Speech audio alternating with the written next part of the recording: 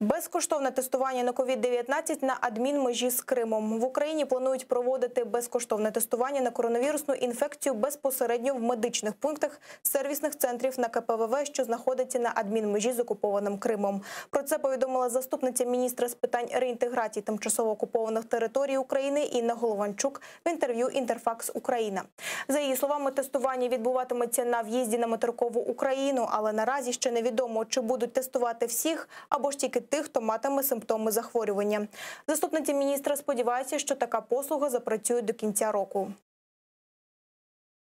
Кабінет міністрів України затвердив гуманітарні підстави для перетину КПВВ на адмінкордоні з окупованим Кримом. У представництві президента повідомляють, що наразі всі КПВВ працюють у штатному режимі. Діє лише одне обмеження – встановлення програми «Дій вдома» для проходження самоізоляції.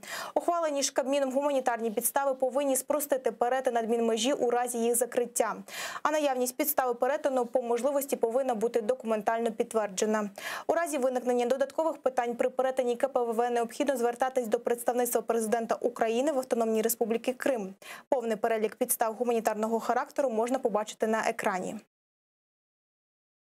З метою воз'єднання сім'ї, зокрема у разі спільної подорожі членів сім'ї, за наявності підстав для перетину контрольного пункту хоча б одного члена сім'ї. У разі повернення до місця свого проживання громадян України та членів їх сімей, місце проживання яких в установленому законом порядку зареєстровано за межами Автономної Республіки Крим, чи фактичне місце проживання, перебування яких відповідно до довідки про взяття на облік внутрішньо переміщених осіб розташовано за межами Автономної Республіки Крим. У разі важкої хвороби, смерті близьких родичів.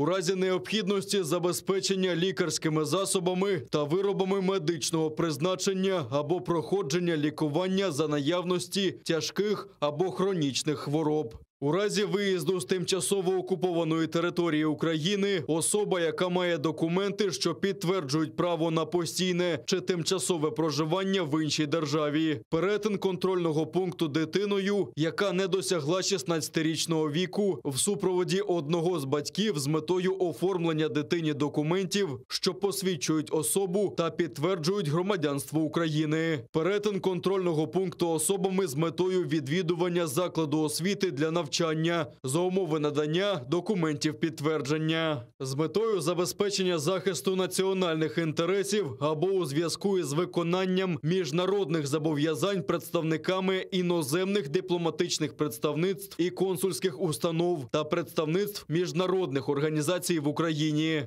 З метою прийняття спадщини, наявність інших випадків, коли є підстава вважати, що ситуація потребує невідкладного перетину особою контрольного пункту в будь-якому напрямку з підстав гуманітарного характеру або з метою запобігання виконанню загрози життю та здоров'ю особи та або порушення її прав.